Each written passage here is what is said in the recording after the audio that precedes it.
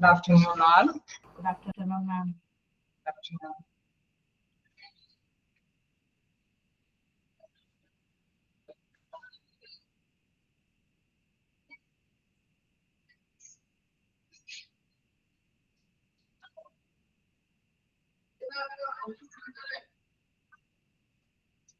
എല്ലാവരും human resource എടുക്കുക.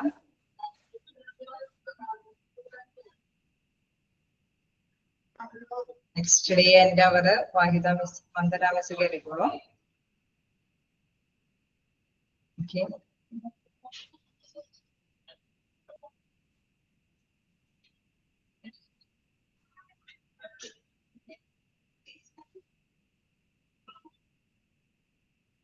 Human resource കഴിഞ്ഞ ക്ലാസ്സിൽ നമ്മൾ എവിടെയാ പറഞ്ഞു നിർത്തിയത്?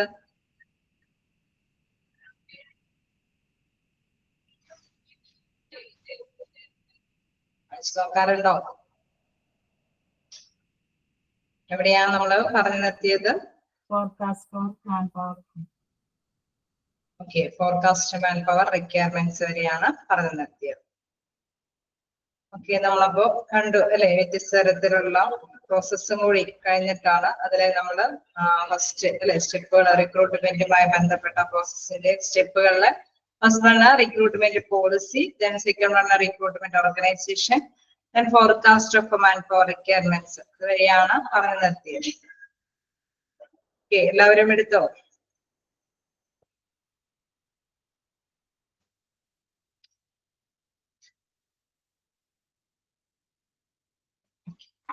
നമുക്ക് സ്റ്റാർട്ട് ചെയ്യാം.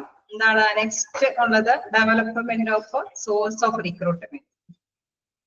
നമ്മൾ എന്താണ് റിക്രൂട്ട്മെന്റ് എന്താന്നുള്ള കാര്യം കണ്ടെത്തി അല്ലെ. റിക്രൂട്ട്മെന്റ് എന്താന്നാ പറഞ്ഞത്? ആരെങ്കിലും പറയാമോ റിക്രൂട്ട്മെന്റ് എന്താന്നുള്ളത്? ജസ്റ്റ് ഒന്ന് മെസ്സേജ് വെച്ചാൽ മതി. റിക്രൂട്ട്മെന്റ് എന്താന്നുള്ളത് കഴിഞ്ഞ ക്ലാസ്സിൽ നമ്മൾ ഡിസ്കസ് ചെയ്തതാണ്. റിക്രൂട്ട്മെന്റ് എന്ന് പറയുന്നത് ടാലന്റഡ് ആയിട്ടുള്ള ആപ്ലിക്കേഷൻസ് അല്ലെ, ഉദ്യോഗാർത്ഥികളിൽ നിന്ന് ടാലന്റഡ് ആയിട്ടുള്ള ആപ്ലിക്കേഷൻസ് സ്വീകരിക്കുന്നതിന് വേണ്ടിയിട്ടുള്ള ഒരു പ്രവർത്തനമാണ് റിക്രൂട്ട്മെന്റ് പ്രോസസ് എന്ന് പറയുന്നത്. അല്ലെ, ക്ലിയർ ആണോ? Okay, talented applications, yes, good. അപ്പൊ ടാലന്റഡ് ആയിട്ടുള്ള ആപ്ലിക്കേഷൻസ് അത് അപ്ലൈ ചെയ്യാനായിട്ട് പ്രേരിപ്പിക്കുന്ന പ്രവർത്തനങ്ങൾ റിക്രൂട്ട്മെന്റ് നടത്തുന്നത്. സാധാരണയായിട്ട് നമുക്കറിയാം, ഒരു സ്ഥാപനത്തിന് അല്ലെ അവിടെ മതിയായ വേക്കൻസികൾ അല്ലെങ്കിൽ ആവശ്യമായ എംപ്ലോയീസ് ഇല്ലാതെ ഇരിക്കുമ്പോഴാണ്, വേക്കൻസികൾ വരുമ്പോഴാണ് എന്താണ് നമ്മൾ അതിന് അനുയോജ്യമായ പേഴ്സണെ കണ്ടെത്തണം എന്നുള്ള ആശയം വരുന്നത്. തീർച്ചയായിട്ടും അവിടെ അപ്പൊ നിലവിലുള്ള വേക്കൻസികൾ ഫില്ല് ചെയ്യാൻ പറ്റിയ അർഹരായ എക്സ്പീരിയൻസ്ഡ് ആയിട്ടുള്ള പേഴ്സൺസ് ഉണ്ടോ എന്ന് ആദ്യം തന്നെ സെർച്ച് ചെയ്യും. ദെൻ അനദർ താഴെ തട്ടിലുള്ള ജോലിക്ക് വേണ്ടിയിട്ട് എക്സ്പെക്ടഡ് ഓർഗനൈസേഷൻ വേക്കൻസി, ഫ്യൂച്ചറിന് വേണ്ടിയിട്ടുള്ള ഓർഗനൈസേഷന്റെ വേക്കൻസിക്കും വേണ്ടിയിട്ട്, നിലവിലുള്ള ഒഴിവുകൾക്കും ഒപ്പം തന്നെ എക്സ്പെക്ടഡ് ഫ്യൂച്ചറിൽ പ്രതീക്ഷിക്കാവുന്ന ഒഴിവുകളിലേക്കും വേണ്ടിയിട്ടാണ് തീർച്ചയായിട്ടും നമ്മൾ റിക്രൂട്ട്മെന്റ് നടത്തുന്നത്. അങ്ങനെ റിക്രൂട്ട്മെന്റ് നടത്തുമ്പോൾ സാധാരണയായിട്ട് ആദ്യം തന്നെ പരിശോധിക്കുന്നത് എന്താണ് അവിടെയുള്ള അല്ലെ നിലവിലുള്ള തൊഴിലാളികളുടെ എക്സ്പീരിയൻസും കാര്യങ്ങളൊക്കെ സെർച്ച് ചെയ്ത് മതിയായ അല്ലെ അർഹരായവരുണ്ടോ എന്നുള്ളത്. മേൽത്തട്ടിലൊക്കെയാണ് ഒഴിവ് വന്നിരിക്കുന്നതെങ്കിൽ തീർച്ചയായിട്ടും അതിലുള്ള വ്യക്തികളെ തന്നെ നിയമിക്കാൻ പറ്റുമെന്ന് ആദ്യം തന്നെ സെർച്ച് ചെയ്യും. അതിനുശേഷമാണ് ഔട്ട്സൈഡിൽ നിന്നും എന്താണ് ആപ്ലിക്കേഷൻസ് സ്വീകരിക്കുന്നത്. അതുവരെയുള്ള കാര്യങ്ങളാണ് നമ്മൾ നേരത്തെ കഴിഞ്ഞ ക്ലാസ്സുകളിലെല്ലാം ഡിസ്കസ് ചെയ്തത്. അതിന്റെ ഒരു കണ്ടിന്യൂവേഷൻ ആയിട്ടുള്ള ഒരു പോയിന്റ് തന്നെയാണ് എന്താ development of swords of recruitment, അതായത് റിക്രൂട്ട്മെന്റിന്റെ ഉറവിടങ്ങളുടെ വികസനം എന്നുള്ളത്. റിക്രൂട്ട്മെന്റിന്റെ ഉറവിടങ്ങളുടെ വികസനം എന്നുള്ളതാണ് നമുക്ക് ഇന്ന് സ്റ്റാർട്ട് അല്ലെ പഠിപ്പിച്ചു തുടങ്ങാനുള്ളത്. അപ്പൊ നമുക്കറിയാം റിക്രൂട്ട്മെന്റിന്റെ ഉറവിടങ്ങൾ എന്ന് പറയുന്നത് ആദ്യമേ തന്നെ ഈ ഒരു വേക്കൻസികൾ വരുമ്പോൾ പ്രതീക്ഷിക്കാവുന്ന കേസ് എക്സ്പെക്ട് ചെയ്യാൻ പറ്റുന്നത് ഫ്യൂച്ചറിലേക്ക് വരാൻ സാധ്യതയുള്ള ഒഴിവുകളും നിലവിലുള്ള ഒഴിവുകളും വെക്കുമ്പോൾ ആദ്യം തന്നെ അല്ലെ രണ്ട് രീതിയിൽ അത് നമ്മൾ സെർച്ച് ചെയ്യുന്നുള്ളത് മനസ്സിലായി. ആദ്യം തന്നെ എന്താണ് ഇന്റേണൽ സോഴ്സസ് അല്ലെ, ആന്തരിക ഉറവിടം എന്താണെന്നുള്ളത് കണ്ടെത്തും. then എന്താണ് എക്സ്റ്റേണൽ സോഴ്സസ്, ബാഹ്യ സ്രോതസ്സുകളെയും കൂടി കണ്ടെത്തേണ്ടതായിട്ട് വരും. അങ്ങനെ രണ്ട് രീതിയിലാണ് നമ്മൾ ആ ഒരു വേക്കൻസികൾ എന്താണ് ഫില്ല് ചെയ്ത് പോകുന്നത്. ക്ലിയർ ആണോ? ഞാൻ രണ്ട് പോയിന്റ് ആണ് ഇപ്പൊ പറഞ്ഞത്. വേക്കൻസികൾ പ്രതീക്ഷിക്കാവുന്ന വേക്കൻസികളിലേക്ക് വേണ്ടിയിട്ടും അല്ലെങ്കിൽ നിലവിൽ എന്തെങ്കിലും ഒഴിവുകൾ വന്നിട്ടുണ്ടെങ്കിൽ അതിന് വേണ്ടിയിട്ടും ആദ്യം തന്നെ ഏതൊരു കമ്പനിയും ഏതൊരു സ്ഥാപനവും ആദ്യം സെർച്ച് ചെയ്യുന്നത് ഇന്റേണൽ ആയിട്ടുള്ള സോഴ്സും എക്സ്റ്റേണൽ ആയിട്ടുള്ള സോഴ്സും. ഇന്റേണൽ ആയിട്ട് എന്ന് പറയുമ്പോൾ ആദ്യം തന്നെ നിലവിലുള്ള കമ്പനിയുടെ ഉള്ളിൽ തന്നെ അവിടെയുള്ള വ്യക്തികളുടെ ആ ഒരു ക്വാളിഫിക്കേഷൻ എക്സ്പീരിയൻസിൽ വെച്ചുകൊണ്ട് ഏതെങ്കിലും തൊഴിൽ ഏതെങ്കിലും ഒക്കെ നികത്തി കൊണ്ടുപോകാൻ സാധിക്കുമോ എന്നുള്ളത് സെർച്ച് ചെയ്യും. അതിനുശേഷമാണ് ഔട്ട്സൈഡേഴ്സിൽ നിന്ന് ആപ്ലിക്കേഷൻസ് സ്വീകരിക്കാനായിട്ട് ശ്രമിക്കുന്നത്. നമുക്കറിയാം ചില വ്യത്യസ്ത കമ്പനികളുടെ തന്നെ ബ്രാഞ്ചുകളൊക്കെ ഉണ്ടാവുമ്പോൾ ഏതെങ്കിലും ബ്രാഞ്ചിലൊക്കെ ഏതെങ്കിലും വേക്കൻസികളൊക്കെ വരുമ്പോൾ അധികമായിട്ട് ഈ ഒരു ബ്രാഞ്ചിലുണ്ട് എങ്കിൽ നമ്മൾ എന്ത് ചെയ്യും, അവിടേക്കൊക്കെ ട്രാൻസ്ഫർ ചെയ്യും. ശരിയാണോ? അങ്ങനെയൊക്കെ ചെയ്യാറുണ്ടോ? ഒരു കമ്പനിക്ക് ആവുമ്പോൾ വിവിധ ബ്രാഞ്ചുകളൊക്കെ ആയിട്ട് പ്രവർത്തിക്കുമ്പോൾ ഏതെങ്കിലും ഒരു ബ്രാഞ്ചിന് വേക്കൻസി വരികയാണെങ്കിൽ അത് അധികമായിട്ടുള്ള വേറൊരു ബ്രാഞ്ചിൽ ഒരുപാട് പേര് അതേ പോസ്റ്റ് വർക്ക് ചെയ്യുന്നുണ്ട്, അവിടെ അധികമാണെന്ന് തോന്നിക്കഴിഞ്ഞു കഴിഞ്ഞാൽ മാനേജേഴ്സ് അങ്ങോട്ടേക്ക് ആ വ്യക്തികളെ ഷിഫ്റ്റ് ചെയ്യും. ശരിയാണോ? ഓക്കെ, അപ്പൊ അങ്ങനെ ചെയ്യുന്ന അങ്ങനെയാണ് ഞാൻ പറയുന്നത് ഇന്റേണൽ സോഴ്സുകൾ അവർ ആദ്യം തന്നെ സെർച്ച് ചെയ്യുമെന്ന് പറയുന്നത്. അപ്പൊ ചില സമയത്തൊക്കെ നമുക്കറിയാം മേൽത്തട്ടിലേക്ക് ഉദ്യോഗസ്ഥര് അവര് എന്തെങ്കിലും വോളണ്ടറി റിട്ടയർമെന്റോ അല്ലെങ്കിൽ ആകസ്മികമായിട്ട് എന്തെങ്കിലും കാര്യങ്ങൾ കൊണ്ട് അവര് അവിടെ രാജിവെച്ച് പോകേണ്ട അവസ്ഥയ്ക്ക് വരികയാണെങ്കിൽ ആ വേക്കൻസി ഫില്ല് ചെയ്യാനായിട്ട് താഴെത്തട്ടിലെ എക്സ്പീരിയൻസ്ഡ് ആയിട്ടുള്ള പേഴ്സൺസ് ഉണ്ടോ എന്ന് ആദ്യം തന്നെ സെർച്ച് ചെയ്യും. കാരണം എന്തുകൊണ്ടാണ്, അവർക്ക് ആ കമ്പനിയെ കുറിച്ച് കൊണ്ട് കൂടുതൽ അറിവും കാര്യങ്ങളൊക്കെ ഉണ്ട്. അപ്പൊ ആദ്യം തന്നെ ഇന്റേണൽ സോഴ്സ് ആണ് ആരും ശ്രദ്ധിക്കുക. അതിനുശേഷം അവിടേക്ക് പോസ്റ്റ് ചെയ്തതിനു ശേഷമാണ് താഴെത്തട്ടിലുള്ള ഒഴിവുകളിലേക്ക് പുറത്തു നിന്ന് ഔട്ട്സൈഡേഴ്സിൽ നിന്ന് ആപ്ലിക്കേഷൻസ് സ്വീകരിക്കുക. അതാണ് ഇന്റേണൽ സോഴ്സും എക്സ്റ്റേണൽ സോഴ്സും ആയിട്ട് രണ്ടായിട്ട് ഡിവൈഡ് ചെയ്ത് തന്നെ ഡെവലപ്മെന്റ് സോഴ്സ് ഓഫ് റിക്രൂട്ട്മെന്റ് പഠിപ്പിക്കുന്നത്.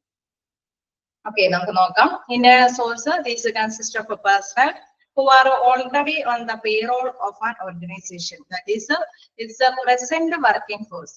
അതായത് നിലവിലുള്ള വർക്കിംഗ് ഫോഴ്സ് നിലവിലുള്ള അവര് സാലറി ജോലി ചെയ്ത് സാലറി പേയ്മെന്റ് അവര് നേടുന്നവരായിരിക്കും, അവിടെയുള്ള വർക്കേഴ്സ് തന്നെ ആയിരിക്കും. അവരെയാണ് ഇന്റേണൽ സോഴ്സ് എന്ന് കൺസിഡർ ചെയ്യുന്നത്. Then whenever any is reported, somebody from within the organization will be upgraded, transferred, promoted or sometimes demoted. അതായത് ഇതെല്ലാം നിങ്ങൾക്ക് പഠിക്കാറുണ്ട് കേട്ടോ. അതായത് എന്താണ് ട്രാൻസ്ഫർ, എന്താണ് പ്രൊമോഷൻ, എന്താണ് ഡിമോഷൻ എന്താണെന്നൊക്കെ ഉള്ളത് നിങ്ങൾക്ക് താഴെ ഓരോ ഇതികളിലും നിങ്ങൾക്ക് കൂടുതൽ അതിനെ കുറിച്ചിട്ടുള്ള ഇന്റർവ്യൂ ഒക്കെ കഴിഞ്ഞതിന് ശേഷമാണ് പ്രൊമോഷൻ, ഡിമോഷൻ, ട്രാൻസ്ഫർ അങ്ങനെയൊക്കെയുള്ള കാര്യങ്ങളൊക്കെ വ്യക്തമാക്കി തരുന്നത്, കുറച്ചും കൂടി ഡീറ്റെയിൽ ആയിട്ട് പഠിപ്പിക്കുന്നത്. തീർച്ചയായിട്ടും നിങ്ങൾക്ക് തന്നെ എല്ലാവർക്കും നമ്മളെല്ലാവരും അറിയുന്ന വേർഡുകളൊക്കെ തന്നെയാണ്. പ്രൊമോഷൻ കിട്ടി എന്ന് പറയുമ്പോൾ എന്താണെന്നുള്ള കാര്യങ്ങളൊക്കെ നമുക്ക് എല്ലാവർക്കും അറിയാം. ട്രാൻസ്ഫർ ആക്കി എന്ന് പറയുമ്പോൾ നമുക്കറിയാം ഒരു ബ്രാഞ്ചിൽ നിന്ന് മറ്റൊരു ബ്രാഞ്ചിലേക്ക് ട്രാൻസ്ഫർ നടത്തി. അതേമാതിരി തന്നെ ഡിമോഷൻ അവര് കറക്റ്റ് ആയിട്ട് അവരുടെ ഉത്തരവാദിത്തങ്ങളൊന്നും നിർവഹിച്ചില്ല എങ്കിൽ നമുക്കറിയാം ഗവൺമെന്റ് ഫീൽഡിൽ അല്ലെങ്കിൽ കൂടി പ്രൈവറ്റ് ആയിട്ടുള്ള ചിലപ്പോഴൊക്കെ ഗവൺമെന്റിലാണെങ്കിൽ കൂടിയും അവര് കുറച്ച് എന്തെങ്കിലും തെറ്റുകളൊക്കെ കണ്ടുപിടിക്കുന്നുണ്ടെങ്കിൽ അവര് താഴ്ത്തട്ടിലേക്കൊക്കെ പോസ്റ്റ് ചെയ്യാറുണ്ട്. കൂടുതലായിട്ട് നിങ്ങൾക്ക് ആ ഒരു ടൈമിൽ പഠിക്കാം. അപ്പൊ ഈ ഒരു നിലവിലുള്ള വ്യക്തികളെ തന്നെ അവിടെ വർക്ക് ചെയ്യുന്ന വ്യക്തികളുടെ തന്നെ ഡ്യൂട്ടിയിലാണ് അവിടെ മാറ്റങ്ങൾ വരുത്തുന്നത്. whenever any is reported, വേക്കൻസികളൊക്കെ റിപ്പോർട്ട് ചെയ്യുമ്പോൾ somebody from within the organization will be upgraded. അങ്ങനെ വരുമ്പോൾ കുറച്ച് പേര് ഒരുപക്ഷെ അപ്ഗ്രേഡ് അവർക്ക് ഗ്രേഡ് നമുക്കറിയാം കുറച്ച് കൂടുതലൊക്കെ വർക്കുകളൊക്കെ എന്തെങ്കിലും അവരെ ഏൽപ്പിക്കുമ്പോൾ ഡ്യൂട്ടികളൊക്കെ എന്തെങ്കിലും ഏൽപ്പിക്കുമ്പോൾ അവർ ആ ടാർഗറ്റുകളൊക്കെ നന്നായിട്ട് തന്നെ കൈകാര്യം ചെയ്യുമ്പോൾ അവർക്ക് ഒരു ഗ്രേഡിംഗ് സിസ്റ്റം അനുസരിച്ചിട്ട് പോയിന്റ്സ് ഒക്കെ കൂട്ടിക്കൊടുക്കും. ചില കമ്പനികളൊക്കെ അങ്ങനെ ചെയ്യാറുണ്ട്, ഉണ്ടാവാറുണ്ടോ? എന്തെങ്കിലും അവർ ഏൽപ്പിക്കുന്ന ടാർഗറ്റുകളൊക്കെ കൃത്യമായിട്ട് ചെയ്യുമ്പോൾ അവർക്ക് ഗ്രേഡുകളൊക്കെ അവർക്ക് കൂടുതൽ ഗ്രേഡുകളൊക്കെ കൊടുക്കും. അപ്പൊ അങ്ങനെ കൂടുതൽ ഗ്രേഡുകളൊക്കെ കിട്ടുമ്പോൾ എന്താ പ്രത്യേകത? കൂടുതലല്ലേ മേൽത്തട്ടിൽ എന്തെങ്കിലും പോസ്റ്റ് വേക്കൻസികളൊക്കെ വരുമ്പോൾ കൂടുതൽ ഗ്രേഡ് കിട്ടിയവരെ അങ്ങോട്ടേക്കൊക്കെ ഷിഫ്റ്റ് ചെയ്യും, അങ്ങോട്ടേക്കൊക്കെ മാറ്റം വരുത്തും. അപ്പൊ അങ്ങനെ വരുമ്പോൾ മേൽത്തട്ടിലുള്ള ജോലിക്കയറ്റം കിട്ടുമ്പോൾ അവർക്ക് കിട്ടിക്കൊണ്ടിരുന്ന സാലറിയും ബെനിഫിറ്റ്സ് ഒക്കെ ഓട്ടോമാറ്റിക്കലും ഇദ്ദേഹത്തിന് കിട്ടിത്തുടങ്ങാനായിട്ട് ചാൻസ് വരും. ഓക്കെ, അങ്ങനെ അപ്ഗ്രേഡ് സിസ്റ്റം കൊടുക്കും. അല്ലെങ്കിൽ ട്രാൻസ്ഫർ ഏതെങ്കിലും ഒരു ബ്രാഞ്ചിലേക്കൊക്കെ ഡിപ്പാർട്ട്മെന്റിലേക്കൊക്കെ ട്രാൻസ്ഫർ. ഇൻ കേസ് ഹോസ്പിറ്റലിലൊക്കെ ആവുമ്പോൾ തന്നെ നമുക്കറിയാം വിവിധ ഡിപ്പാർട്ട്മെന്റുകളുണ്ട് ന്യൂറോളജി ഉണ്ട്, നെഫ്രോളജി ഉണ്ട്, കാർഡിയോളജി ഉണ്ട്, അങ്ങനെ വ്യത്യസ്ത വിഭാഗങ്ങളൊക്കെ ഉണ്ട്. അപ്പൊ അങ്ങനെയുള്ള വിഭാഗങ്ങളില് ഏതെങ്കിലും ഒരു ക്ലറിക്കൽ പോസ്റ്റിന് ഒരു വേക്കൻസി അല്ലെ, അവിടെ എന്തെങ്കിലും കൂടുതൽ ഒരു വേക്കൻസി വരികയാണെങ്കിൽ നമുക്കറിയാം ഓട്ടോമാറ്റിക്കലും നാച്ചുറലി അല്ലെ ഒരു സെയിം രീതിയിലുള്ള ഡ്യൂട്ടി തന്നെയായിരിക്കും അവിടെ ചെയ്തു പോകുന്നത്. അപ്പൊ അധികമായിട്ട് ഏതെങ്കിലും ഡിപ്പാർട്ട്മെന്റിൽ വർക്ക് ചെയ്യുന്നുണ്ടെങ്കിൽ അവരെയൊക്കെ അങ്ങോട്ടേക്കൊക്കെ ട്രാൻസ്ഫർ ചെയ്യും. ഓക്കെ, ദെൻ പ്രൊമോഷൻ എന്ന് പറയുമ്പോൾ ഞാൻ നേരത്തെ പറഞ്ഞ മാതിരി പ്രൊമോഷൻ എന്താ സാധാരണ എങ്ങനെയുള്ളവർക്ക് ആ പ്രൊമോഷൻ കിട്ടുക? ജസ്റ്റ് ഒന്ന് കയറി അവർ ഡ്യൂട്ടി ചെയ്യുന്നവർക്ക് പ്രൊമോഷൻ കിട്ടുമോ? ഏതെങ്കിലും ഒരു ജോലിക്ക് ജസ്റ്റ് ഒന്ന് ഡ്യൂട്ടിയിലേക്ക് കയറി അവർ വർക്ക് ചെയ്ത് തുടങ്ങുമ്പോൾ തന്നെ പ്രൊമോഷൻ കിട്ടില്ല. അങ്ങനെയുള്ളവർക്ക് പ്രൊമോഷൻ കിട്ടുക എക്സ്പീരിയൻസ്ഡ് ആയിട്ടുള്ള പേഴ്സൺസിനൊക്കെയാണ് പ്രൊമോഷൻ കൊടുക്കുക അല്ലെ. എല്ലാവർക്കും ഒരേപോലത്തെ ക്വാളിഫിക്കേഷൻ ഒക്കെ ആണെങ്കിലും എക്സ്പീരിയൻസ് കൂടുകയാണെങ്കിൽ അവർക്ക് കൂടുതൽ അറിവ് നേടിയെടുക്കാനായിട്ട് സാധിച്ചിട്ടുണ്ട്. അപ്പൊ അതുകൊണ്ട് തന്നെ അവർക്ക് പ്രൊമോഷൻ സാധ്യതകളും അവർ കൂടുതലായിട്ട് നേടിയെടുക്കാനായിട്ട് സാധ്യതയുണ്ട്. അവർ സംടൈംസ് ഡിമോട്ടഡ് എന്ന് പറയുമ്പോൾ അതായത് നമ്മളെ ഏൽപ്പിച്ചിരിക്കുന്ന ഉത്തരവാദിത്തങ്ങൾ ഓരോ കാറ്റഗറിയിലുള്ള ജീവനക്കാർക്കും ഏൽപ്പിച്ചിരിക്കുന്ന ഉത്തരവാദിത്തങ്ങൾ അത് കൃത്യമായിട്ട് അവർക്ക് നിർവഹിക്കാൻ കഴിയാതെ വരുമ്പോൾ അത് മാനേജ്മെന്റിന് ബോധ്യമാകുമ്പോൾ മാനേജ്മെന്റ് എന്താ ചെയ്യാം?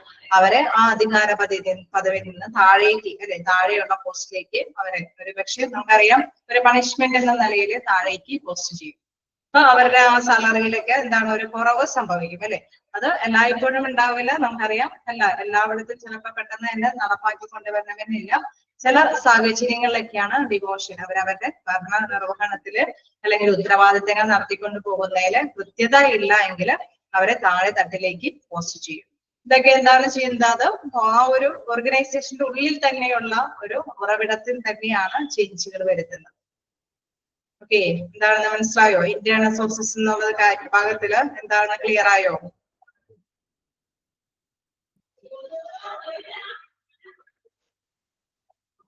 ആർക്കെങ്കിലും എന്തെങ്കിലും ഡൗട്ട് ഉണ്ടോ? ഇന്റേണൽ സോഴ്സ്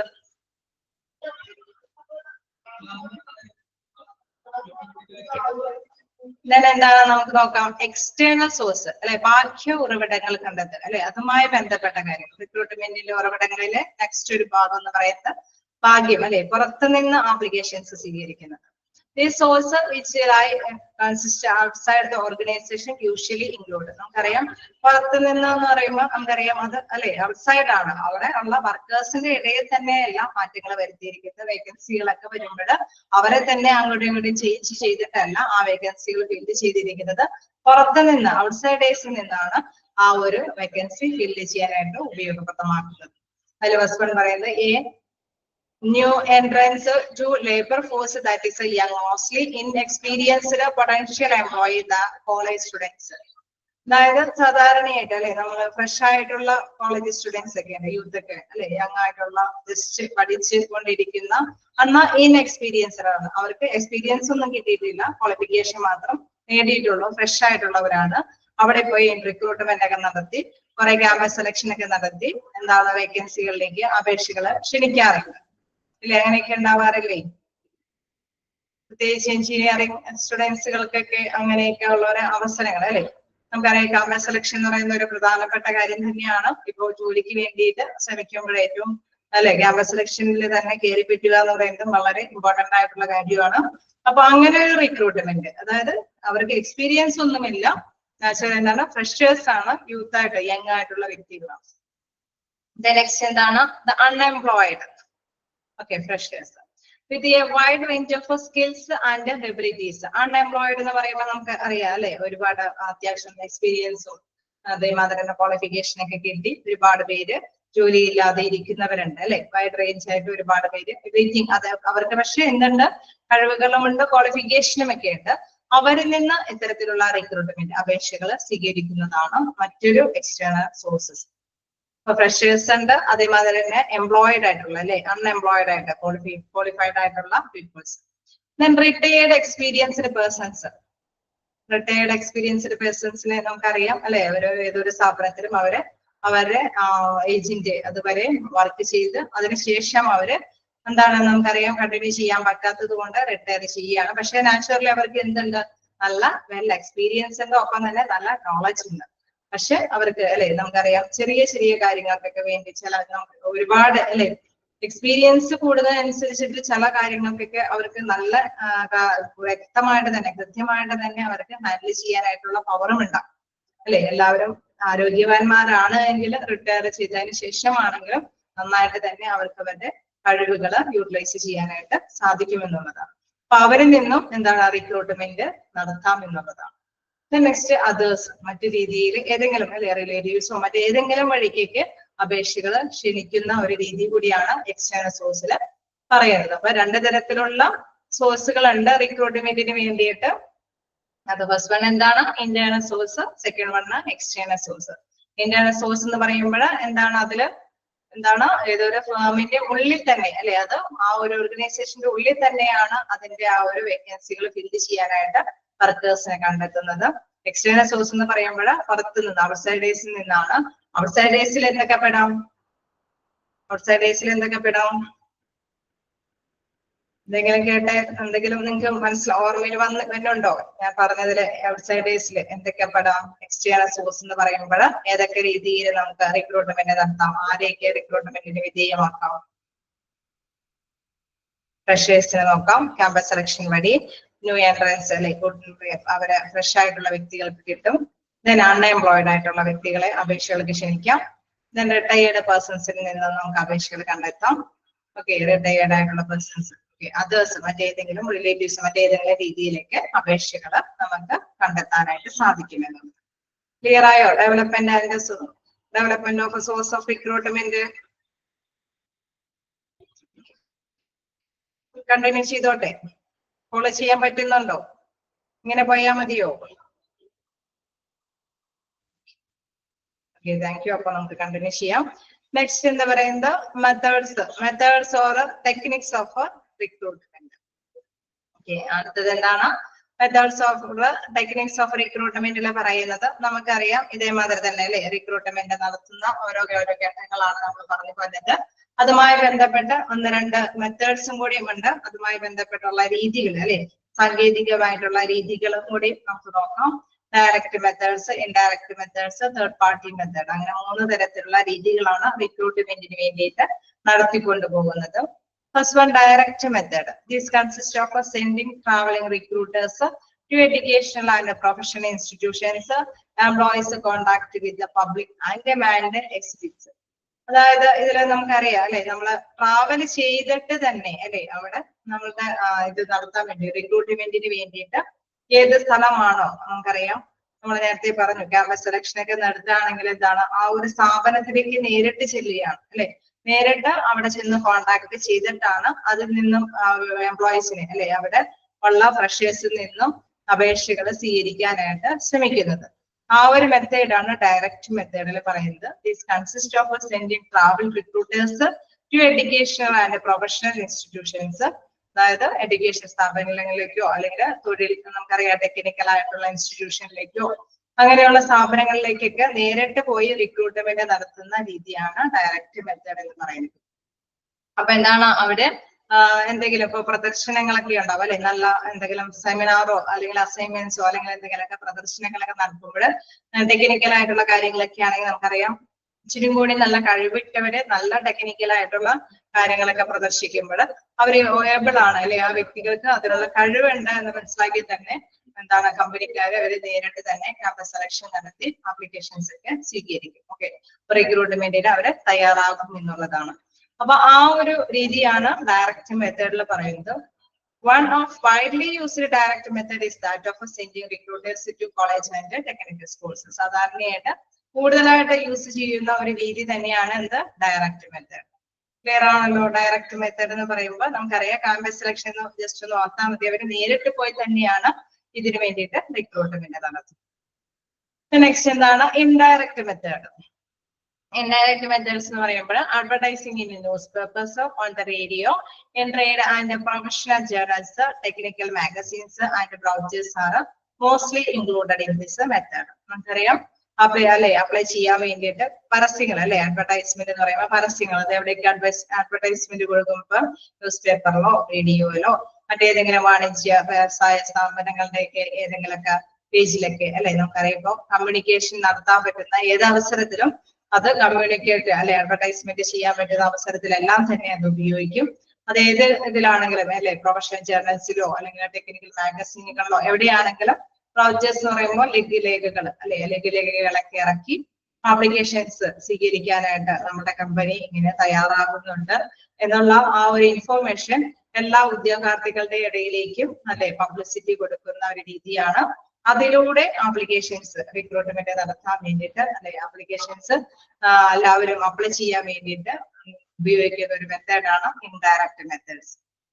ഓക്കെ, അപ്പൊ ഡയറക്റ്റ് മെത്തേഡ് എന്ന് പറഞ്ഞാൽ നേരിട്ട് ട്രാവൽ ചെയ്ത് തന്നെ ആ ഉദ്യോഗാർത്ഥികളുടെ ഇടയിൽ ചെന്ന് കളക്ട് ചെയ്യുകയാണെങ്കിൽ, മറ്റൊന്ന് എന്താണ് പരസ്യങ്ങൾ അഡ്വർടൈസ്മെന്റ് ചെയ്യാനായിട്ട് വിവിധ രീതികൾ അവർ അപ്ലൈ ചെയ്യും. റേഡിയോ കൂടെയോ ന്യൂസ് പേപ്പറിലൂടെയോ അല്ലെങ്കിൽ മാഗസിനിലൂടെയോ ലഘുലേഖകളൊക്കെ ഇറക്കിയോ അങ്ങനെ ഏതെങ്കിലും രീതിയിലേക്കൊക്കെ ആപ്ലിക്കേഷൻസ് സ്വീകരിക്കാനായിട്ടുള്ള ഒരു പ്രചോദനം അവരെ ഏതെങ്കിലും രീതിയിൽ എല്ലാവരിലേക്കും എത്തിക്കുന്ന രീതിയാണ് ഇൻഡയറക്റ്റ് മെത്തേഡ്. നെക്സ്റ്റ് എന്താണ് third party methods. Third party methods എന്ന് പറയുമ്പോൾ the use of commercial or private employment agencies, state agencies, placement office of schools, colleges and professional associations, recruiting firms, management consulting firms, friends and relatives. നമുക്കറിയാം ഇപ്പോ നമ്മൾ എല്ലാത്തിനും അല്ലെ ഒരു agency ഉണ്ട് അല്ലെ. ഇപ്പൊ ഗൾഫിൽ പോവുകയാണെങ്കിലും എവിടെ പോവുകയാണെങ്കിലും നമ്മളൊരു ഏജൻസിനെ ഏൽപ്പിച്ചിട്ടാണ് ഇപ്പൊ ചിലപ്പോഴൊക്കെ കാര്യങ്ങൾ നമുക്കറിയാം. എത്രത്തോളം നമുക്ക് ഡയറക്റ്റ് ആയിട്ട് ചെയ്യാനായിട്ട് പറ്റുമെന്നുണ്ടെങ്കിലും കുറച്ചും കൂടി അറിവ് എന്താണ് ഏജൻസിക്കാരെ അവരെങ്ങനെയെങ്കിലും എവിടെയെങ്കിലൊക്കെ ഒഴിവുകൾ ഉണ്ടെങ്കിൽ അത് തേടി പിടിച്ച് അല്ലെ അവരതിങ്ങനെ എല്ലാവരിലേക്കും എത്തിക്കും. അപ്പൊ ഏജൻസിക്ക് ഒരു വരുമാന മാർഗവുമായിരിക്കും. ഒപ്പം തന്നെ ഉദ്യോഗാർത്ഥികൾക്ക് ഒരു ജോലി എന്ന സ്വപ്നം അല്ലെ അത് അവർക്ക് നേടിയെടുക്കാനായിട്ടും സാധിക്കും എന്നുള്ളതാണ്. അപ്പൊ ഏജൻസിയുടെ ഇടയിൽ അല്ലെ ഏതൊരു കമ്പനിയും ഏജൻസികൾക്ക് ആവശ്യമായിട്ടുള്ള ആപ്ലിക്കേഷൻസ് ഒക്കെ വരുന്ന സമയാസമയത്തിന് അവരെ അറിയിക്കും. അപ്പൊ ആ ഏജൻസി വഴി ഉദ്യോഗാർത്ഥികൾക്ക് അപേക്ഷകളും കാര്യങ്ങളൊക്കെ കമ്പനിയിലേക്ക് നേരിട്ട് സബ്മിറ്റ് ചെയ്യാനായിട്ടും സാധിക്കും. ആ ഒരു മെത്തേഡാണ് തേർഡ് പാർട്ടി മെത്തേഡ് എന്ന് പറയുന്നത്. The use of A commercial or private employment agency, ഇത് വാണിജ്യപരമായിട്ടോ അല്ലെങ്കിൽ പ്രൈവറ്റ് എംപ്ലോയ്മെന്റ് ഉള്ള ഏജൻസി രീതിയിലോ അല്ലെങ്കിൽ സ്റ്റേറ്റ് ഏജൻസി, നമുക്കറിയാം ഗവൺമെന്റിന്റെ തന്നെ ഏജൻസികളുണ്ട് അല്ലെ. അതേമാതിരി തന്നെ പ്ലേസ് ഓഫീസ് സ്കൂളുകളും കോളേജുകളിലും എല്ലാം പ്ലേസ്മെന്റുകൾ നടത്താറുണ്ട്. അവരും എന്താണ് ഒരു ഏജന്റ് ആയിട്ടാണ് ഇടനിലക്കാരനായിട്ട് തന്നെയാണ് പ്രവർത്തിക്കുന്നത് അല്ലെ. ഒരു കോഴ്സ് പഠിക്കുമ്പോൾ ഒരു ഓഫർ കൂടി നൽകുന്നു അല്ലെ. അവര് ആ ഇൻസ്റ്റിറ്റ്യൂഷനെ സംബന്ധിച്ച് എന്താണ് ഒരു ഏജന്റ് ആയിട്ടാണ് അവിടെ വർത്തിക്കുന്നത് അല്ലെ. ഏതെങ്കിലും തൊഴിലുകളിൽ എന്തെങ്കിലും അതുമായി റിലേറ്റഡ് ആയിട്ടുള്ള വേക്കൻസികൾ വരികയാണെങ്കിൽ ആ സ്ഥാപനത്തിനെ ആ ഒരു ഇൻസ്റ്റിറ്റ്യൂഷനെ അറിയിക്കുകയും കുട്ടികൾക്ക് അത് നേരിട്ട് തന്നെ കൃത്യമായിട്ട് തന്നെ ഇൻഫോം ചെയ്യുകയും അങ്ങനെ ജോലിക്ക് നേടിക്കൊടുക്കുന്ന ഒരു പ്ലേസ്മെന്റ് അസിസ്റ്റന്റ് ആയിട്ട് പ്രവർത്തിക്കുന്നു. ഓക്കെ, അത് തന്നെയാണ് അവിടെ ഉദ്ദേശിക്കുന്നത് തേർഡ് പാർട്ടി മെത്തേഡ്.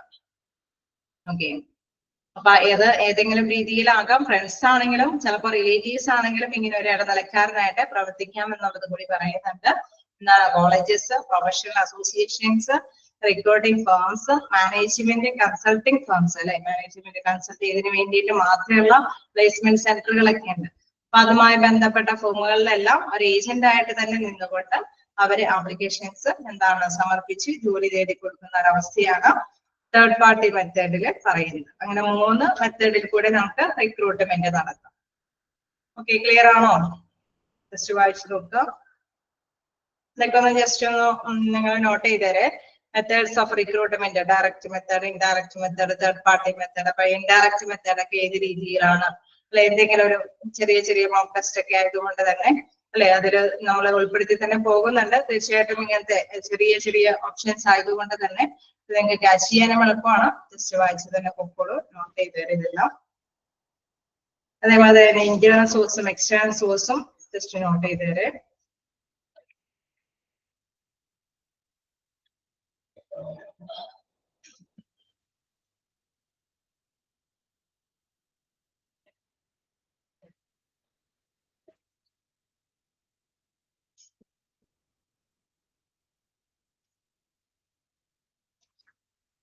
ക്ലിയർ ആണോ?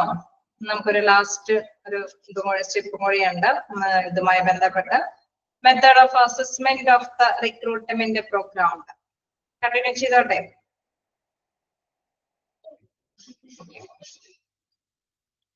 Recruiting source, okay, should be periodically assessed. For this purpose, the criteria may be cost per applicant, the applicant or hiring ratio, turnover, performance appraisal, etc. പിന്നെ മറ്റൊരു കാര്യം അല്ലെ, നമ്മളിപ്പോ റിക്രൂട്ട്മെന്റ് നടത്താൻ വേണ്ടിയിട്ട് ഏതൊക്കെ method ഉപയോഗിച്ച് വേണമെങ്കിൽ റിക്രൂട്ട് നടത്താം. ആദ്യം തന്നെ ഇന്റേണൽ സോഴ്സ് ഒക്കെ എക്സ്റ്റേണൽ സോഴ്സ് ഒക്കെ വെരിഫൈ ചെയ്യും അല്ലെ, വിലയിരുത്തിയിട്ടാണ് നമ്മൾ ഈ കാര്യങ്ങൾക്ക് മുൻകരുതലായിട്ട് എടുക്കുന്നത്. അതിനുശേഷമാണ്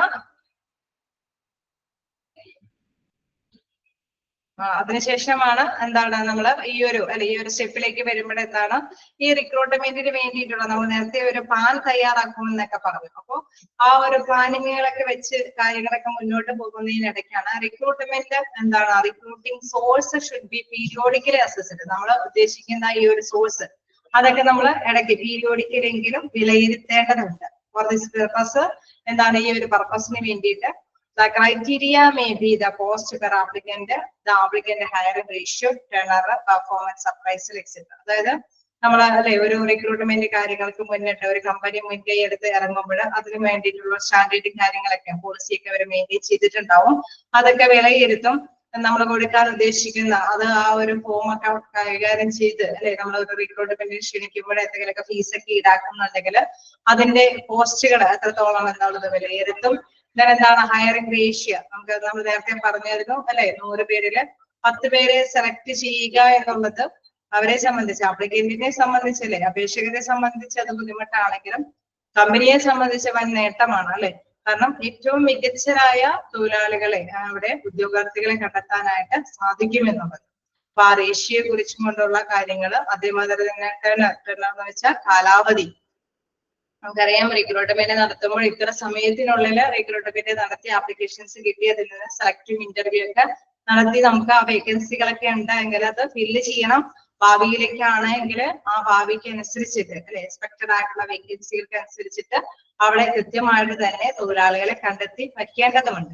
അപ്പൊ ആ ഒരു കാലാവധികളെ കുറിച്ചൊക്കെ ഒന്ന് വിലയിരുത്തേണ്ടതുണ്ട്. പെർഫോമൻസ് അപ്രൈസൽ അതേമാതിരി തന്നെ ആ ഒരു വിലയിരുത്തുക, എല്ലാ കാര്യങ്ങളും പ്രകടനം എന്താണ് എന്നുള്ളത് വിലയിരുത്തുക. നമ്മളിങ്ങനെ ചെയ്ത് ഫസ്റ്റ് എന്താണ് ഓരോന്നും റിക്രൂട്ട്മെന്റിന് വേണ്ടിയിട്ട് ഇറങ്ങി തിരിച്ചിട്ട് എത്രത്തോളം മാറ്റങ്ങളൊക്കെ വന്നിട്ടുണ്ട്, ആപ്ലിക്കേഷൻസ് ഒക്കെ കൃത്യമായിട്ട് കിട്ടുന്നുണ്ടോ, അവരിൽ നിന്നെല്ലാം ഫസ്റ്റ്ലി നമുക്കറിയാം ആദ്യം റിക്രൂട്ട്മെന്റ് ഒക്കെ നടത്തി കഴിയുമ്പോൾ എന്തെങ്കിലുമൊക്കെ അപാകതകളൊക്കെ വന്നിട്ടുണ്ടാവും. പിന്നെ ഓരോ ഇയറും ഓരോ വർഷങ്ങളൊക്കെ കഴിയുമ്പോൾ അവർക്ക് ആ അപാകതകളൊക്കെ പരിഹരിച്ചു കൊണ്ടുപോകാനൊക്കെ ആയിട്ട് സാധിക്കും. അപ്പൊ അത്തരത്തിലുള്ള പെർഫോമൻസുകളെ കുറിച്ചിട്ടും ആ ഒരു പ്രകടനം വിചാരിച്ച രീതിയിൽ തന്നെ റിക്രൂട്ട്മെന്റ് നടപടികളൊക്കെ നടക്കുന്നുണ്ടോ എന്നുള്ള പ്രകടനവും വിലയിരുത്തുക എന്നുള്ളതാണ് ലാസ്റ്റ് സ്റ്റെപ്പായിട്ട് പറയുന്നത്. ഓക്കെ, നമ്മൾ റിക്രൂട്ട്മെന്റിന്റെ സ്റ്റെപ്സ് ഓൺ റിക്രൂട്ട്മെന്റ് പ്രോസസ് ആണ് പറഞ്ഞത്. അതില് പോളിസി ഉണ്ടാക്കിയ റിക്രൂട്ട്മെന്റിന്റെ അതിനുശേഷം റിക്രൂട്ട്മെന്റ് ഓർഗനൈസേഷൻ നമുക്ക് മനസ്സിലായി. ഓർഗനൈസേഷന് ഓരോന്നിനും സെപ്പറേറ്റ് അവർക്ക് അവരുടേതായ രീതിയിൽ തന്നെ പോളിസിയൊക്കെ മെയിൻറ്റെയിൻ ചെയ്ത് കൊണ്ടുപോകാന്ന് പറഞ്ഞു. ആവശ്യകത എന്താന്നുള്ളത് കണ്ടെത്തി. പിന്നെ നമ്മൾ ഇന്ന് സ്റ്റാർട്ട് ചെയ്തത് എന്താണ് സോഴ്സ് ഓഫ് റിക്രൂട്ട്മെന്റ്, അത് ഇന്റേണൽ ആയിട്ടുള്ള അതിൽ നിന്ന് നികത്താൻ പറ്റുമെന്നും എക്സ്റ്റേണൽ പുറത്തു നിന്നും ആപ്ലിക്കേഷൻസ് സ്വീകരിക്കേണ്ടതുമായി ബന്ധപ്പെട്ട കാര്യങ്ങൾ. എന്താണ് methods of techniques of recruitment, അത് ഏതൊക്കെ രീതിയിൽ റിക്രൂട്ട്മെന്റ് നടത്താം എന്നുള്ള രീതി കണ്ടെത്തി. ലാസ്റ്റ് എന്താണ് അതുമായി ബന്ധപ്പെട്ട അസസ്മെന്റ്, അത് വിലയിരുത്തുന്ന ഒരു പ്രോസസ്സാണ്, ഒരു സ്റ്റെപ്പാണ് ഇവിടെ ലാസ്റ്റ് പറഞ്ഞിരിക്കുന്നത്. ഓക്കെ, ജസ്റ്റ് നിങ്ങളെല്ലാം വായിച്ചു നോക്കാം.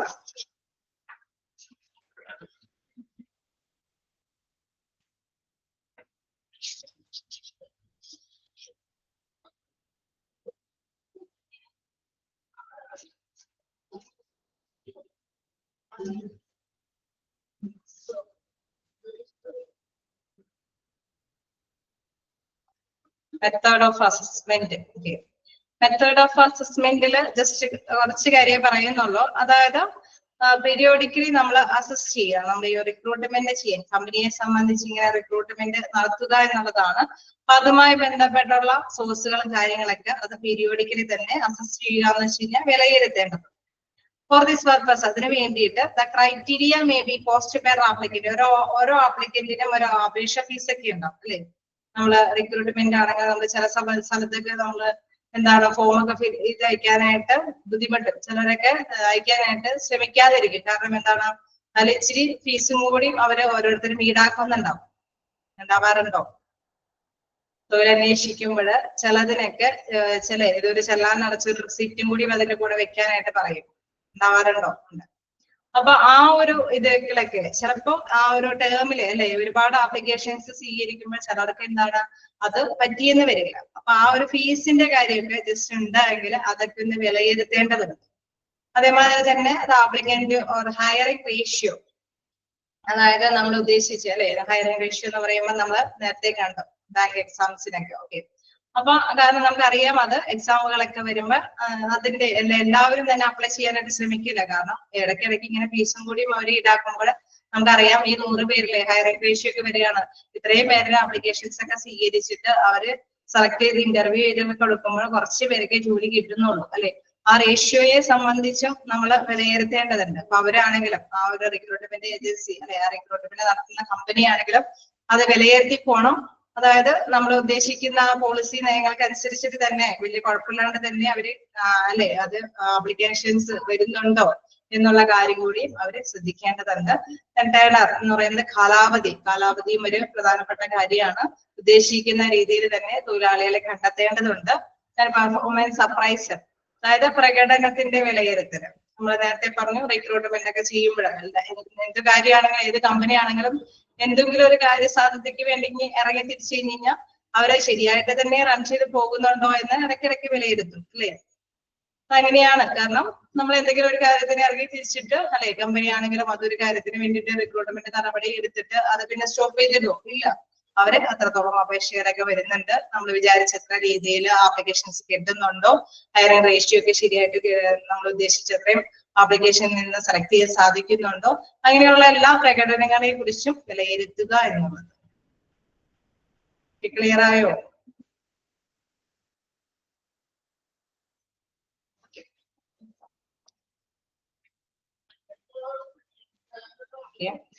അപ്പൊ നമ്മളുടെ ആ ഒരു ഇതുകൂടി കഴിഞ്ഞു. എന്താണ് റിക്രൂട്ട്മെന്റ് എന്താന്നുള്ളതിന്റെ എല്ലാ ഭാഗങ്ങളും നമ്മളുടെ കവർ ചെയ്തു. ഇനി നമുക്ക് നോക്കാനുള്ളത് സെലക്ഷൻ ആണ്. നിങ്ങൾക്ക് ഓക്കെ ആണോ? റിക്രൂട്ട്മെന്റ് ഓക്കെ ആണോ? റിക്രൂട്ട്മെന്റ് അതിന്റെ ഫാക്ടേഴ്സ് നമ്മൾ പറഞ്ഞു, തന്നെ സ്റ്റെപ്സുകളുമാണ് കവർ ചെയ്ത് കഴിഞ്ഞത്. ഇനി അടുത്തൊരു ഭാഗം എന്ന് പറയുന്നതാണ് സെലക്ഷൻ. അപ്പൊ റിക്രൂട്ട്മെന്റ് നടത്തി കഴിയുമ്പോൾ എന്താണ് ഒരുപാട് അപേക്ഷകൾ കിട്ടി അല്ലെ, ആപ്ലിക്കേഷൻസ് ഒക്കെ കിട്ടി. ഇനി കമ്പനിയെ സംബന്ധിച്ച് എന്താണ് സെലക്ട് ചെയ്യണം അല്ലെ. ഓക്കെ, നമുക്ക് കണ്ടിന്യൂ ചെയ്യാം. അപ്പൊ സെലക്ഷൻ നടത്തേണ്ട ഒരു ഘട്ടത്തിലേക്കാണ് വരുന്നത്. അപ്പൊ നമുക്ക് എല്ലാവർക്കും അറിയാം എന്താണ് സെലക്ട് ചെയ്യുന്നത്, എങ്ങനെയുള്ളവരെയായിരിക്കും സെലക്ട് ചെയ്യുക. ഒരുപാട് ആപ്ലിക്കേഷൻസ് ഉണ്ട്. അപ്പൊ അവരിൽ ആരെയായിരിക്കും സെലക്ട് ചെയ്യുക?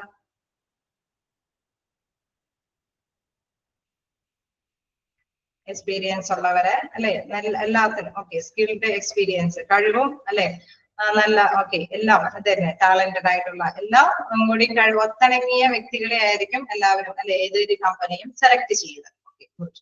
അപ്പൊ അത് തന്നെയാണ് ഇവിടെ സെലക്ഷൻ എന്നുള്ള കാര്യങ്ങളിൽ പ്രധാനമായിട്ടും എന്താണ് വ്യക്തിയെ സംബന്ധിച്ച തന്നിരിക്കുന്ന ആപ്ലിക്കേഷനെ മൊത്തത്തിൽ വിലയിരുത്താണ് അവർ ചെയ്യുന്നത് അല്ലെ. എല്ലാ ഇൻഫോർമേഷൻസും അവര് സ്റ്റഡി ചെയ്തിട്ടാണ് ഈ ഒരു സെലക്ഷൻ നമ്മൾ പറഞ്ഞ മാതിരി തന്നെ ടാലന്റഡ് ആയിട്ടുള്ള എക്സ്പീരിയൻസ്ഡ് ആയിട്ടുള്ള കഴിവുള്ള വ്യക്തികളെ കണ്ടെത്തുന്നത്. അപ്പൊ അതുമായി ബന്ധപ്പെട്ട കാര്യങ്ങളാണ്. The selection procedure is related to acquiring relevant information about an applicant. അതായത് അക്വയർ ചെയ്യുക എന്ന് പറയുന്നത് നേടിയെടുക്കുക അല്ലെ. സെലക്ഷൻ എന്തുമായി ബന്ധപ്പെട്ട റിലേറ്റ് ചെയ്തിരിക്കുന്ന ഓരോ ആപ്ലിക്കന്റിന്റെയും എല്ലാ തരത്തിലുള്ള ഇൻഫോർമേഷൻസ് നേടിയെടുക്കുക എന്നുള്ള ആ ഒരു പ്രവർത്തനവുമായിട്ടാണ് ബന്ധപ്പെട്ടിരിക്കുന്നത്. The selection procedure is related to acquiring relevant information about an applicant. ആപ്ലിക്കന്റിനെ സംബന്ധിച്ചുള്ള അല്ലെ അപേക്ഷിച്ചിരിക്കുന്ന വ്യക്തിയെ സംബന്ധിച്ചുള്ള എല്ലാ ഇൻഫോർമേഷൻസും അത് മതിയായ രീതിയിൽ നേടിയെടുക്കുക എന്നുള്ള രീതിയിലാണ് ആ ഒരു ഇതാണ് സെലക്ഷൻ കൊണ്ട് അവര് ഉദ്ദേശിക്കുന്നത്. Then the objective of a selection process is to find out whether an applicant meets the qualifications for a specific job and to select the applicant who is mostly likely to carry out well in that job. അതായത് നമുക്കറിയാം നമ്മൾ നേരത്തെ പറഞ്ഞ മാതിരി talent ആയിട്ടുള്ള വ്യക്തികളെ കണ്ടെത്തണം അല്ലെ. നമ്മൾ എല്ലാ ഇൻഫോർമേഷൻസും പരിശോധിച്ചിട്ടാണ് ടാലന്റ് ആയിട്ടുള്ള വ്യക്തികളെ കണ്ടെത്താനായിട്ട് ശ്രമിക്കുന്നത്. അപ്പൊ അത് തന്നെയാണ് അതിന്റെ ലക്ഷ്യം എന്ന് പറയുന്നത്. എന്താണ് ലക്ഷ്യം? To carry out well in the job. ആ ജോലിക്ക് ഏറ്റവും അനുയോജ്യമായ അല്ലെ മോസ്റ്റ് ലൈക്ലി അല്ലെ ഏറ്റവും അനുയോജ്യമായ പേഴ്സൺ, ആ ഒരു ആപ്ലിക്കേഷൻ കൊടുത്തവരില് ആ ജോലി ചെയ്യാനായിട്ട് ഏറ്റവും അനുയോജ്യമായ പേഴ്സൺ അല്ലെ സ്പെസിഫിക് ജോബ് എന്ന് പറഞ്ഞാൽ നമുക്കറിയാം ജോലിയെ സംബന്ധിച്ച ഒരു പ്രത്യേക ഇതുകളൊക്കെ ഉണ്ട് അല്ലെ. ഏത് തരത്തിലുള്ള ക്വാളിഫിക്കേഷൻ ഉള്ള വ്യക്തിയായിരിക്കണം, അല്ലെങ്കിൽ ആ ജോലി ചെയ്യാനായിട്ട് എന്തൊക്കെ റെസ്പോൺസിബിലിറ്റി ഉണ്ട്, ഉത്തരവാദിത്തങ്ങൾ ആ ജോലിയുമായി ബന്ധപ്പെട്ടുണ്ട്, അല്ലെങ്കിൽ ആ ജോലി ചെയ്യാനായിട്ട് എന്തെങ്കിലും കഴിവുകൾ അല്ലെ, എക്സ്ട്രാ എന്തെങ്കിലും സ്കില്ലുകൾ എക്സ്പീരിയൻസുകൾ ആവശ്യമുണ്ടെങ്കിൽ അത്തരത്തിലുള്ള എല്ലാ കാര്യങ്ങളും ഉണ്ടാവും. അപ്പൊ ആ ഒരു ജോലി ചെയ്യാൻ വേണ്ടിയിട്ട് ഏറ്റവും നല്ല ഒരു വ്യക്തി അല്ലെ, ഏറ്റവും നല്ല കഴിവുള്ള വ്യക്തികളെയാണ്, ക്വാളിഫിക്കേഷൻ ഉള്ള വ്യക്തികളെയാണ്, അതല്ലെങ്കിൽ എന്താണ് സ്കില്ലായിട്ടുള്ള വ്യക്തികളെയാണ് കണ്ടെത്തുക എന്നുള്ള ഒരു ലക്ഷ്യമാണ് ഇതിലുള്ളത്, സെലക്ഷൻ എന്ന ഇതിൽ ഉള്ളത്. The objectives of our selection process is to find out എന്ന് വെച്ചാൽ കണ്ടെത്തുക whether an applicant meets the qualification of for a specific job, അതായത് ജോലിക്ക് ആവശ്യമായിട്ട് അനുയോജ്യമായിട്ടുള്ള അല്ലെ അതിനനുസൃതമായിട്ടുള്ള ക്വാളിഫൈഡ് ആയിട്ടുള്ള person, and to select the applicant who most likely to carry out well in that job. ആ ജോലി ചെയ്യാനായിട്ട് ഏറ്റവും അനുയോജ്യമായ വ്യക്തി അല്ലെ അവരെ കണ്ടെത്തുക എന്നുള്ള ഒരു പ്രോസസ്സാണ് എന്ത് നമ്മുടെ സെലക്ഷൻ എന്ന പ്രോസസ്സിൽ നടക്കുന്നത്. Okay, then വീണ്ടും selection involves choosing between applicants for jobs and removing applicants who are unsuitable applicants. നമുക്കറിയാം സെലക്ഷൻ നടത്തുമ്പോൾ എന്താണ് എല്ലാവർക്കും ജോലി കിട്ടോ? സെലക്ഷൻ നടത്തുമ്പോൾ എല്ലാവർക്കും ജോലി കിട്ടോ? ഇല്ല അല്ലെ. അത് നല്ല നേരത്തെ പറഞ്ഞ മാതിരി നല്ല ടാലന്റഡ് ആയിട്ടുള്ള വ്യക്തികൾക്ക് മാത്രമേ ജോലി കിട്ടുള്ളൂ. ബാക്കിയുള്ളവർ എന്ത് ചെയ്യും? അവര് റിമൂവ് ചെയ്യും അല്ലെ, ഒഴിവാക്കും. ഇൻവോൾവ്സ് ചൂസിങ് ബിറ്റ്വീൻ, അതുകൊണ്ട് തന്നെയാണ് അവിടെ പറയുന്നത് എന്താണ് അതിൽ നിന്ന് ചൂസ് ചെയ്തെടുക്കുക അല്ലെ, തെരഞ്ഞെടുക്കുക. എന്താണ് ആപ്ലിക്കേഷനിൽ നിന്ന് തെരഞ്ഞെടുക്കുക, ബാക്കിയുള്ളവരെ വേണ്ട അല്ലെ, അത് കഴിവില്ല എന്ന് ആ ഒരു ഓർഗനൈസേഷൻ തീരുമാനിക്കുന്നവരെ അവര് റിമൂവ് ചെയ്യുക, ഒഴിവാക്കുകയുമാണ് സെലക്ഷൻ എന്ന പ്രോസസ്സിൽ ചെയ്യുന്നത്. Then while planning a selection policy, due consideration should be given to organization needs as well as the technical and the professional extent of a selection procedure. അപ്പൊ നമുക്കറിയാം സെലക്ഷൻ എന്ന് പറയുന്നത് അല്ലെ, തെരഞ്ഞെടുക്കുക എന്ന് പറയുന്നത് ഒരു പ്രധാനപ്പെട്ട ഒരു കാര്യം തന്നെയാണ് എന്നുള്ള കാര്യം നമ്മൾ മനസ്സിലാക്കി. അപ്പൊ അതിനെന്താണ് അതിന്റെ സാങ്കേതികമായിട്ടുള്ള അല്ലെ technical and professional extends of selection procedure, അതിന്റെ എന്താണ് ആ ഒരു ആവശ്യങ്ങൾ നടപടിക്രമങ്ങളുടെ സാങ്കേതികവും തൊഴിൽപരമായ വ്യാപ്തിയും കണക്കിലെടുത്തിട്ട് വേണം സെലക്ട് ചെയ്യാൻ വേണ്ടിയിട്ട്. നമുക്കറിയാം അവർക്ക് പ്രൊഫഷണൽ ആയിട്ടുള്ള ക്വാളിഫിക്കേഷൻ മാത്രം മതിയെങ്കിൽ ഓക്കെ, പക്ഷെ അതിനോടൊപ്പം തന്നെ സാങ്കേതിക വിദ്യ കൂടി വേണമെങ്കിൽ അതും കൂടി കൺസിഡർ ചെയ്തിട്ട് മാത്രമാണ് സെലക്ഷൻ എല്ലാ കാര്യങ്ങളിലേക്ക് കൊണ്ടുപോകാനായിട്ട്. Planning selection policy due consideration അല്ലെ അവരെ പരിഗണിക്കേണ്ടതുണ്ട്. Should be given to organisation needs, ഓർഗനൈസേഷന്റെ നീഡ്സ് പരിഗണിക്കണം അല്ലെ, ആവശ്യം എന്താണെന്നുള്ളത് പരിഗണിക്കണം. ഒപ്പം തന്നെ എന്താണ് technical and professional extent of selection procedure, അവർക്ക് സാങ്കേതികമായിട്ടുള്ള എന്തെങ്കിലും തൊഴിൽ കാര്യങ്ങൾ ആവശ്യമുണ്ടെങ്കിൽ അതുകൂടി പരിഗണിക്കേണ്ടത് ആവശ്യമാണ് എന്നുള്ളത്. ഓക്കെ, കിട്ടിയോ? സെലക്ഷൻ എന്താന്നുള്ള ഒരു ടോപ്പിക് കിട്ടിയോ?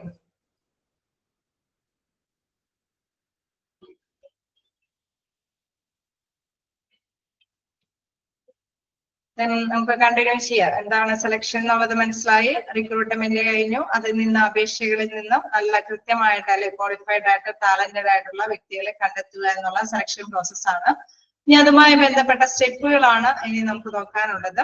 സ്റ്റെപ്സ് ഇൻ സെലക്ഷൻ പ്രോസസ് നോക്കാം. എന്താണ് reception or preliminary interview or screening, അതായത് നമ്മൾ അല്ലെ നമ്മൾ സാധാരണയായിട്ട് സെലക്ട് ചെയ്യുമ്പോൾ പ്രാഥമിക അഭിമുഖം അല്ലെങ്കിൽ സ്ക്രീനിങ് ടെസ്റ്റ് ഒക്കെ നടത്തിയിട്ടാണ് അല്ലെ വ്യക്തികളെ നമ്മൾ സെലക്ട് ചെയ്യുക. സാധാരണയായിട്ട് അപേക്ഷകളൊക്കെ സ്വീകരിച്ചതിന് ശേഷം അവരെ ചെറിയ രീതിയിലൊക്കെ അല്ലെ നമ്മൾ സ്ക്രീനിങ് ടെസ്റ്റ് ഒക്കെ നടത്തും.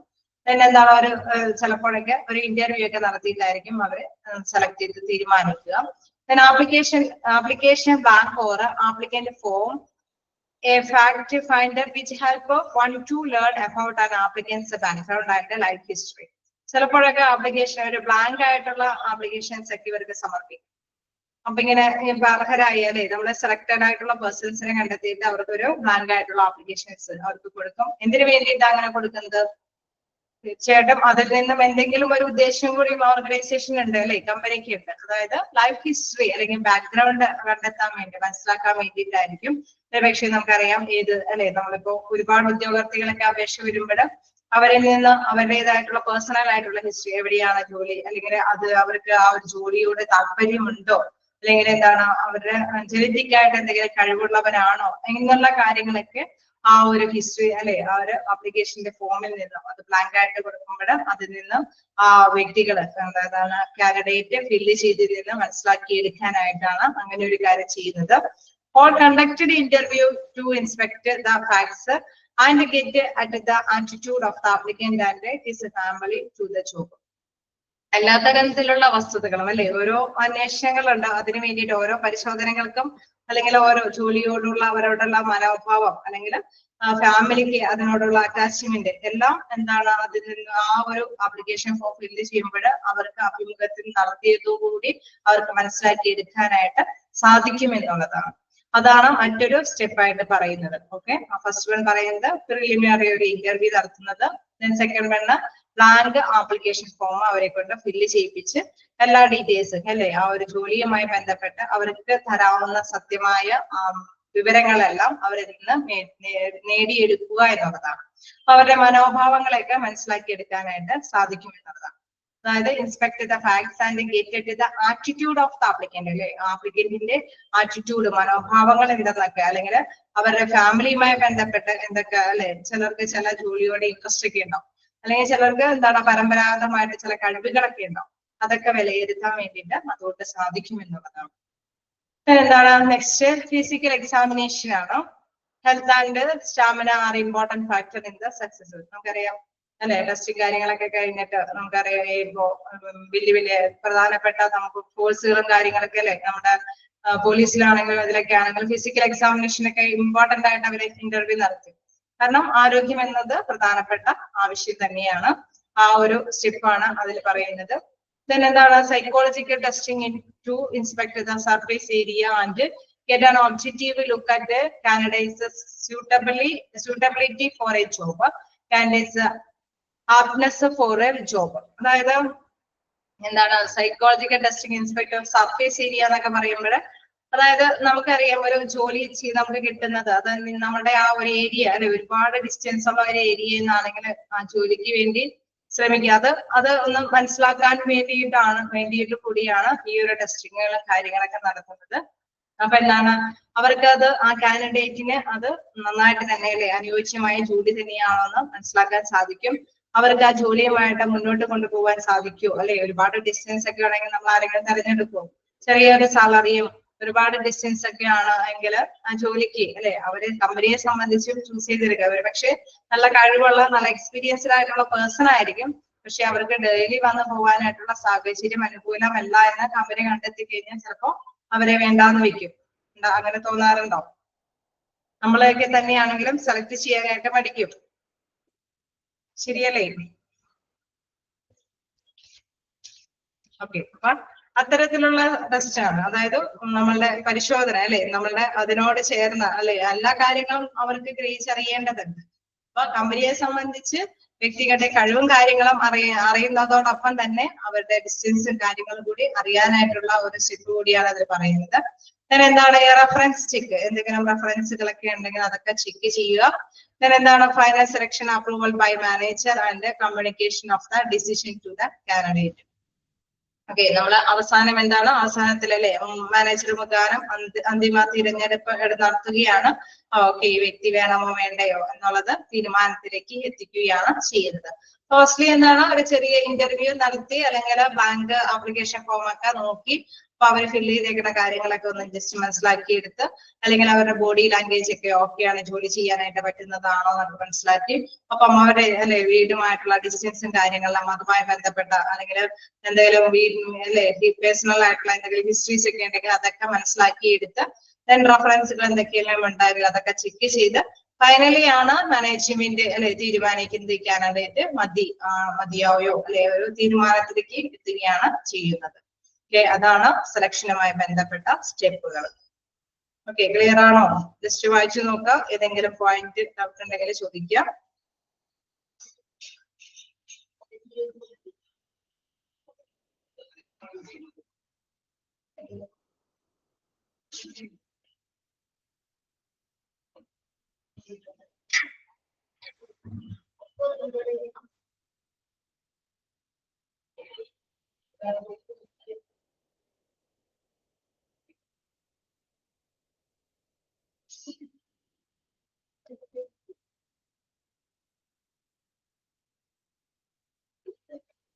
ആപ്റ്റ്നെസ് എന്ന് ഇണങ്ങിച്ചേരുക എന്നുള്ളതാണ്, ജോലിയോട് ഇണങ്ങുന്നവരാണോ എന്നുള്ളത്.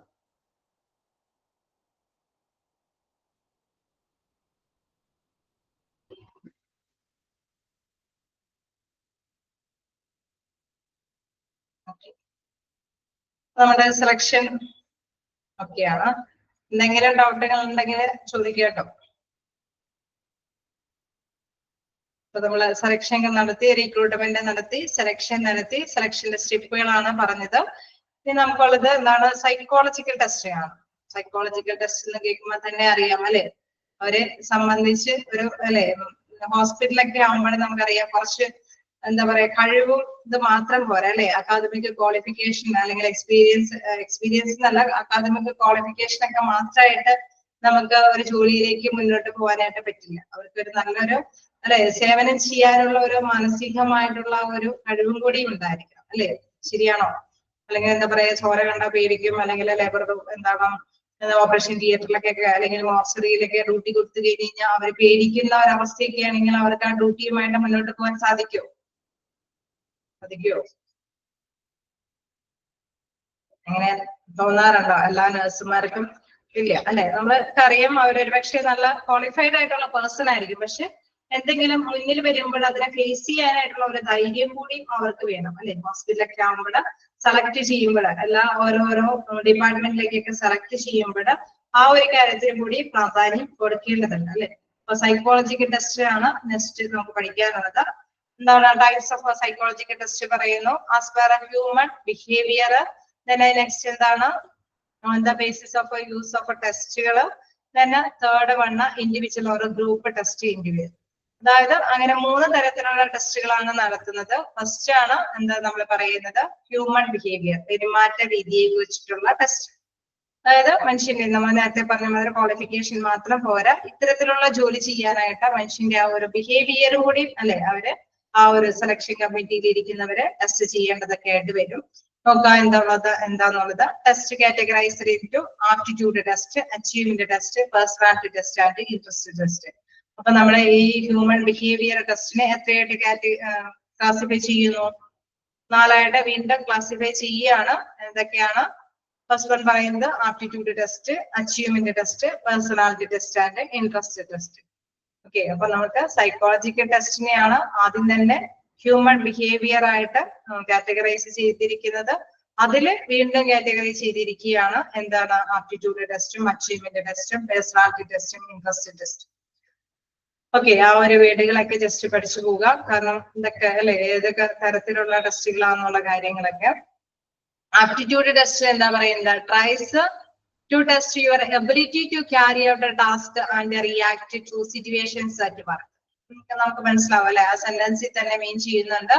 എന്താണ്? ഒരു സിറ്റുവേഷൻ വരുമ്പോഴേ അല്ലെ, ഏത് വർക്ക് ചെയ്യാൻ വേണ്ടി വരുന്ന ആ സിറ്റുവേഷനോട് എങ്ങനെയാണ് അവർ പ്രതികരിക്കുന്നത് അത് മനസ്സിലാക്കാൻ വേണ്ടിട്ട് അല്ലെ. ഒരു ടാസ്ക് ഏൽപ്പിച്ചു കൊടുക്കുമ്പോൾ ഒരു സിറ്റുവേഷൻ വന്ന് അല്ലെ, ആ സിറ്റുവേഷനിൽ നമ്മള് എങ്ങനെയാണ് അത് റെസ്പോണ്ട് ചെയ്യുന്നത്? Tries to test your ability to carry out the task. ഒരു കടമ്പ നിർവഹിക്കാൻ വേണ്ടിയിട്ട് അല്ലെ ഒരു സിറ്റുവേഷൻ ഇട്ട് കൊടുക്കുകയാണ്. ആ ഒരു സിറ്റുവേഷൻ, ഒരു ആക്സിഡന്റ് കേസ് വന്നൊക്കെയാണ്. അപ്പൊ ഒരു ടെസ്റ്റിന് വേണ്ടിയിട്ട് ഈ വ്യക്തിയെ ഒരു ഇന്റർവ്യൂ നടത്തുക അല്ലെ, അതിന് വേണ്ടിയുള്ള കാൻഡിഡേറ്റ്സിനെ നമ്മൾ ഇറക്കുകയാണെങ്കിൽ അവര് എങ്ങനെയാണ് അതുമായി ബന്ധപ്പെട്ട് ഫേസ് ചെയ്യുന്നത്? അവർക്ക് പെട്ടെന്ന് പേടി വരികയാണോ, അല്ലെങ്കിൽ അതിനെ ഓക്കെ അത് ക്യാരി ഓൺ ചെയ്യാനായിട്ടുള്ള കപ്പാസിറ്റി ഇദ്ദേഹത്തിന് ഉണ്ടോ എന്നുള്ള കാര്യം ടെസ്റ്റ് ചെയ്യുക എന്നുള്ളതാണ് ആപ്റ്റിറ്റ്യൂഡ് ടെസ്റ്റിൽ വരുന്നത്. ഓക്കെ, പ്രസൻസ് ഓഫ് മൈൻഡ് ആണ്. Okay, good. അതായത് നല്ല മൈൻഡ് അല്ലെ, നമുക്ക് അറിയാം പേടിപ്പെടുത്തുന്ന ഒരു രീതിയൊക്കെ ആവാതിരിക്കാനൊക്കെ ആയിട്ട് ശ്രദ്ധ കേന്ദ്രീകരിക്കുന്നു. അച്ചീവ്മെന്റ് ടെസ്റ്റ് എന്താണ്? It evaluate developed knowledge or skill after A period of training. Achievement test എന്താ ചെയ്യുന്നത്? ഒരു ട്രെയിനിങ് പീരീഡ് കൊടുക്കുകയാണ് അല്ലെ, 3 months 6 months ഒക്കെ ട്രെയിനിങ് പീരീഡ് കൊടുക്കുകയാണ്. ആ ട്രെയിനിങ് പീരീഡിൽ ഇവർ എത്രത്തോളം നേട്ടങ്ങൾ നേടാനായിട്ട് സാധിച്ചു, ഇവരുടെ കഴിവുകൾ എത്രത്തോളം ഡെവലപ്പ് ചെയ്യാനായിട്ട് അല്ലെ വളർത്തിയെടുക്കാനായിട്ട് അവർക്ക് സാധിച്ചു എന്നുള്ളത് വിലയിരുത്തുകയാണ് ചെയ്യുന്നത്. ഇവാലുവേറ്റ് ചെയ്യുക എന്ന് പറയുമ്പോൾ വിലയിരുത്തുന്നു.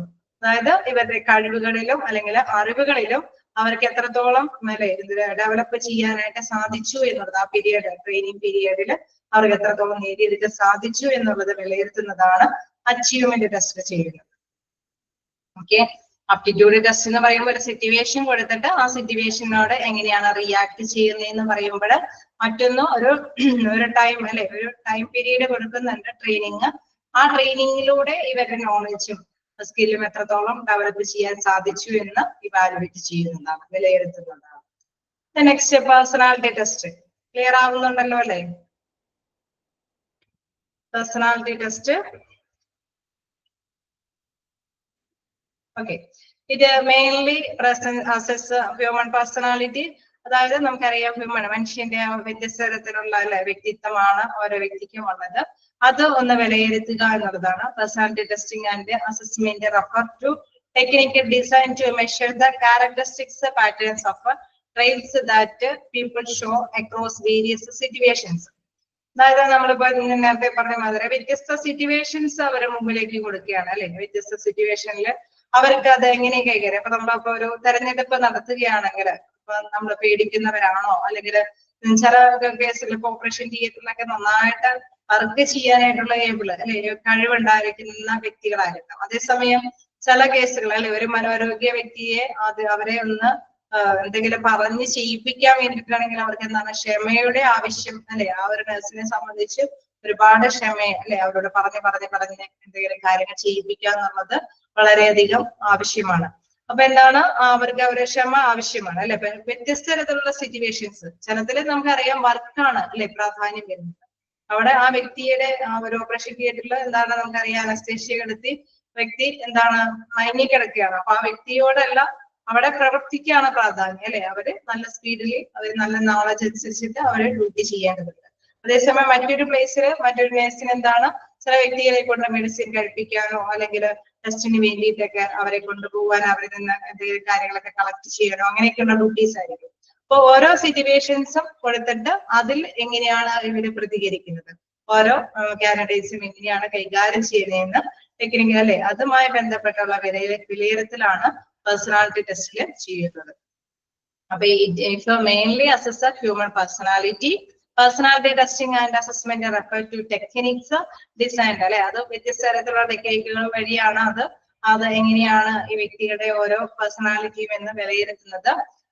എന്താണ് characteristics patterns of traits that people show across various situations. ഓരോ സിറ്റുവേഷൻസിലും അവരെങ്ങനെയാണ് അത് കൈകാര്യം ചെയ്യുന്നതെന്ന് അത് വ്യത്യസ്ത രീതിയിലൂടെയാണ് അവർ വിലയിരുത്തുന്നത്. ഈ ഒരു ടെസ്റ്റാണ് പേഴ്സണാലിറ്റി ടെസ്റ്റിലൂടെ നടത്തുന്നത്. നെക്സ്റ്റ് എന്താണ് ഇൻട്രസ്റ്റ് ടെസ്റ്റ്. ഇൻട്രസ്റ്റ് ടെസ്റ്റ് എന്ന് പറയുന്നത് it determines a person's performance preference for specific fields or activities. അതായത് ചിലതിനോട് അല്ലെ ചിലർക്ക് ഒരു ഇൻട്രസ്റ്റ് ഉണ്ടാവും. അപ്പൊ ഒരുപാട് കാര്യങ്ങൾ ഇവരെ ഏൽപ്പിച്ചു കഴിയുമ്പോൾ ഏതിനാണ് ഇവർ കൂടുതൽ ഇൻട്രസ്റ്റ് കാണിക്കുന്നത് അത് വിലയിരുത്തുന്ന രീതിയാണ് അല്ലെ. It determines persons preference for specific fields or activities. ചില കാര്യങ്ങൾ പറയുമ്പോഴോ ഇന്റർവ്യൂ നടത്തുമ്പോഴൊക്കെ ചിലതിന് അല്ലെ കുറച്ച് കാര്യങ്ങളെ കുറിച്ചൊക്കെ പറയുമ്പോൾ ഒരുപാട് അവര് വാചാലമായിട്ട് ചിലപ്പോ റെസ്പോണ്ട് ചെയ്തിരുന്നു വരും അല്ലെ.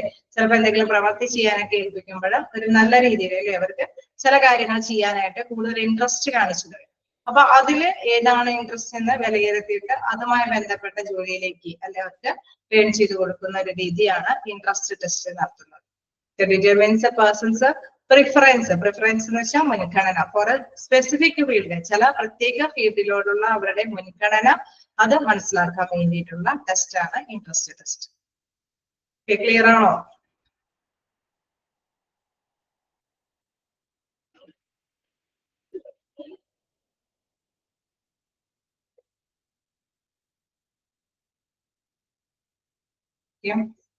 എന്താണ് നമുക്ക് നെക്സ്റ്റ് നോക്കാനുള്ളത് on the base of use of ടെസ്റ്റുകളാണ്.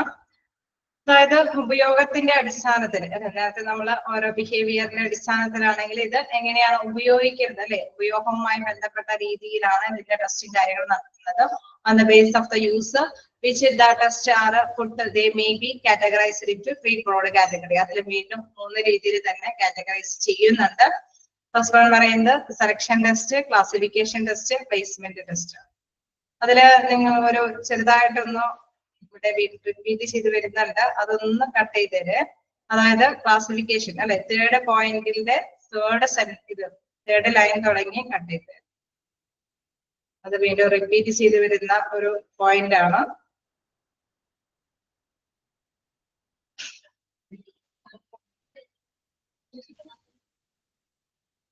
Okay, എന്നാ നമുക്ക് നെക്സ്റ്റ് ക്ലാസ്സിൽ നോക്കാം. ഇതുവരെയുള്ള ക്വസ്റ്റ്യൻസ് എന്ന് പറയാനായിട്ട് ഉണ്ടാവുക, അതായത് നമ്മൾ പറഞ്ഞു അല്ലെ, ഇതുവരെ ഇതില് പ്രധാനമായിട്ടും ടെക്നിക്സ് ഓഫ് റിക്രൂട്ട്മെന്റ് ചിലപ്പോഴൊക്കെ റയറായിട്ട് കണ്ടിട്ടുണ്ട്. ചോദിക്കുന്നത് എന്താണ് direct method, indirect methods, third party method അല്ലെ, വ്യത്യസ്ത തരത്തിലുള്ള റിക്രൂട്ട്മെന്റ് ടെക്നിക്സുകളുണ്ട്.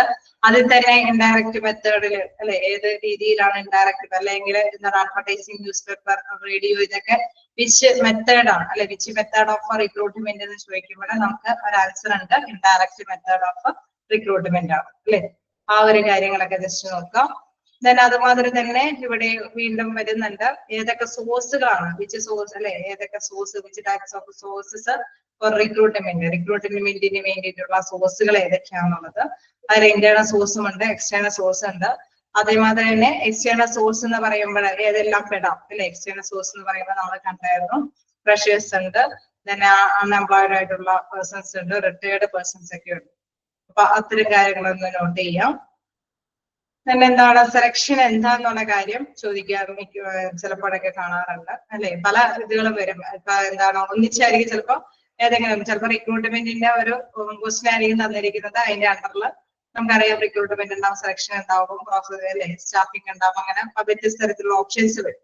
അപ്പൊ എല്ലാത്തിന്റെയും ഹെഡിങ് എന്താണ്, സെലക്ഷൻ എന്താണ്, റിക്രൂട്ട്മെന്റ് എന്താണ്, സ്റ്റാഫിംഗ് എന്താണ്, അതെല്ലാം നിങ്ങൾ മനസ്സിലാക്കി തന്നെ ഇരിക്കാം. കാരണം ഒരു ക്വസ്റ്റ്യൻ തന്നിട്ട് അതിന്റെ ഓപ്ഷൻസ് ആയിട്ട് പലതും തരാൻ സാധ്യതയുണ്ട്. സെലക്ഷനോ എന്താണ് റിക്രൂട്ട്മെന്റോ സ്റ്റാഫിങ്ങോ അങ്ങനെയൊക്കെ തരുമ്പോൾ നമുക്ക് മാറിപ്പോവാതിരിക്കാനായിട്ട് ശ്രദ്ധിക്കുക. അപ്പൊ സെലക്ഷൻ എന്നുള്ളത് എന്താണെന്നുള്ളത് മനസ്സിലാക്കുക. സെലക്ഷൻ എന്നുള്ളത് നല്ല അല്ലെ, ടാലന്റഡ് ആയിട്ടുള്ള വ്യക്തിയെ കണ്ടെത്തുക എന്നുള്ള കാര്യമാണ് സെലക്ഷൻ കൊണ്ട് ഉദ്ദേശിക്കുന്നത്. ഇതിന്റെ ഒരു ഇതിൽ വരുമ്പോൾ സൈക്കോളജിക്കൽ ടെസ്റ്റിങ് അല്ലെ, അത് വ്യത്യസ്ത തരത്തിൽ ഒരുപാടുള്ളത് കൊണ്ട് തന്നെ ചിലപ്പോൾ കൺഫ്യൂസ് വരാനായിട്ടുള്ള സാധ്യതയുണ്ട്. ആപ്റ്റിറ്റ്യൂഡ് ടെസ്റ്റ് എന്താണ്, അച്ചീവിറ്റി ടെസ്റ്റ് എന്താണ്, പേഴ്സണാലിറ്റി ടെസ്റ്റ് എന്താണെന്നൊക്കെ അതും മസ്റ്റ് ആയിട്ട് തന്നെ മനസ്സിലാക്കി വെക്കുക. ബിഹേവിയർ ടെസ്റ്റ് വരുന്നതാണ് ഇതെല്ലാനും. ബിഹേവിയർ ടെസ്റ്റിൽ വരുമ്പോൾ അച്ചീവ്മെന്റ് ടെസ്റ്റ് എന്ന് പറയുന്നത് എന്താണ്, അവരുടെ സ്കില്ലും നോളജും ഡെവലപ്പ് ചെയ്യുന്ന അതുമായി ബന്ധപ്പെട്ട ടെസ്റ്റ് ആണ്.